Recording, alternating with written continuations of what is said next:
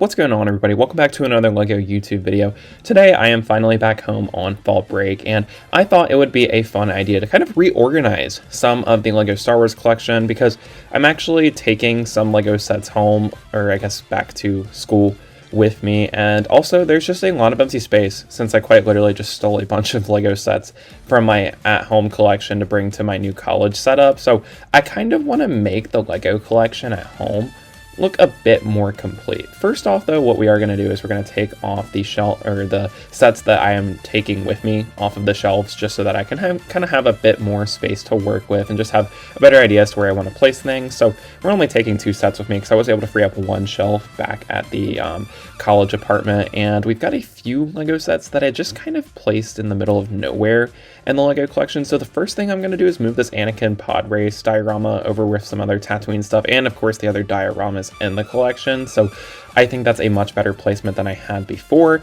And as you can see over here, we've now just got this awkward gap where the Slave 1 is. So I thought it would be a good idea to move the Droideka UCS set over here. Even though it's not a perfect fit and it doesn't really make too much sense, I think it's a similar scale to the Slave 1 where it looks good on the shelf near it.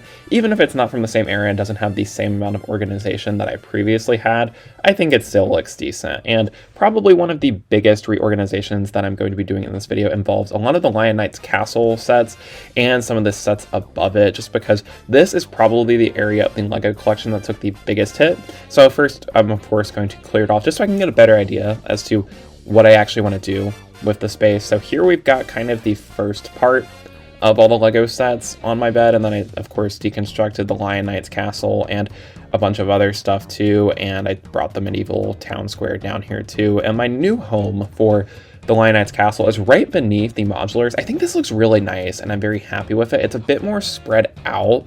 And then I also brought the medieval town square and kind of spread that out a bit more, kind of extended some of the facades to make them look better and showcase some more of the details. And then I also decided to add the forest hideout and Magista's magical workshop, but like I folded out the forest hideout so it takes up a bit more space, and I think it just looks a lot better too. It showcases the more hidden side that I wasn't really getting to see too much. And then I also got the good idea as to putting Hocus Pocus with the medieval display, because while it's not from the exact same time period, I feel like these, at least the architecture of the Hocus Pocus cottage looks very similar to the kind of architecture that we see with the medieval stuff. So I thought it blended together, and we've also added just a few small decorations too, like some of the stalls that we get as side builds in the Lion Knight Castle and the medieval town square. And I'm really happy with how this shelf has turned out.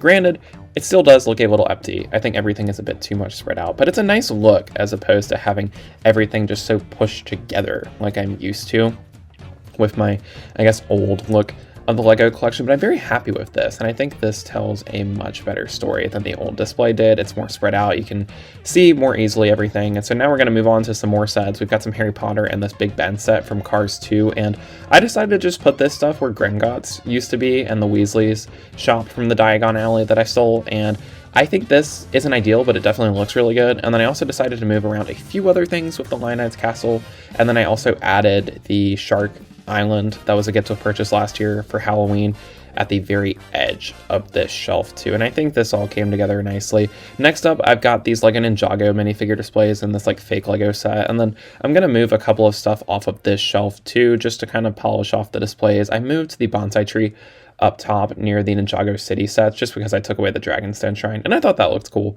And I moved the Ninjago minifigures over here instead of the bonsai tree just because I thought those fit a little bit better, because we're kind of experimenting here. But I think this is the final look that I'm going to go with, and I'm very happy with it. I like having the Ninjago minifigures with the other like kind of minifigure displays, and now we have to find a space for these guys. And I think I really like the 20th anniversary and 25th anniversary minifigure placement.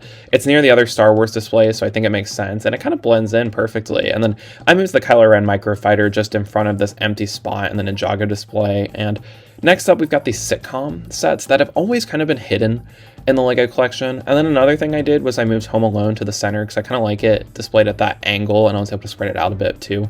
And I've got all of these Sitcom sets over here. It's not ideal because there's so much shelf space above them, but I think it's a lot better. You can actually see the Sitcom sets, and it's better to occupy some of that empty shelf space than to just leave it empty. in my opinion. We still have a decent gap over here, but I think that's good because I can fit future Lego sets inside of it, so I am kind of excited about that. And what I ended up doing with the bonsai tree and the RV is I just put them on my TV stand. I have to leave some of these shelves empty for like my Switch and my Wii once I bring those over like my breaks and stuff, but for now, I think it looks good. And then I also added the Bo-Katan helmet and the skeleton head to kind of fill up some of that empty space that I've got over here. So now we just have the Lego sets that I'm taking to school. These are probably going to be some of the last ones that I take with me, but we now have a completely empty bookshelf over here. So I'm just going to put these guys here for now, just to kind of play around with like what I'm going to do once I bring these guys to my college apartment. And I think it'll work out pretty well. I hope that I'll actually have space for them once I move them over to my college apartment. I'm sure I will, because this is a pretty similar setup to what I have down there, but I'm pretty happy with all of the changes that we were able to accomplish here. I mean, they're not perfect because I definitely built a lot of these shelves specifically for the old Lego sets that were here, but I think it looks a lot better than it did before. I feel like before it just felt like I kind of just took a bunch from the Lego collection, because I literally did, but I feel like now I've kind of spread out the Lego sets better. Everything looks a bit more put together and not just like I ransacked the Lego collection, so I'm happy with this. And I also like how it gives us more space for expansion in the future, even if it's not the best idea to buy a Lego set if I technically don't have space for it, since I'm sharing my Lego collection with two different spaces now, if that makes any sense. But I feel like I still want to be like collecting Lego and building new Lego sets, and it's fun to make the videos, and I haven't bought a Lego set in a while, so I think this video definitely helps us accomplish that goal. And maybe soon, somewhere along the line, I will buy a Lego set. I'm thinking I want to get the Nightmare Before Christmas. I think that's like probably the #1 set on the list right now, but there's a lot of empty space, as you can see here, where we can put potential Lego sets. So it just depends on if I have the budget and time to add those sets to the collection now, because we have made the space for them, which is really fun. So that's kind of me reorganizing the Lego collection. Let me know what you thought of the changes down in the comments. I'm pretty happy with them, but be sure to let me know what your specific opinion of this was. Be sure to leave a like on the video if you did enjoy, and subscribe if you are new around here. But that is all for today. Thank you guys so much for watching and staying updated with the new Lego room changes. I'm sure there'll be plenty more in the future to look forward to, but that's all for today. Peace out. Bye.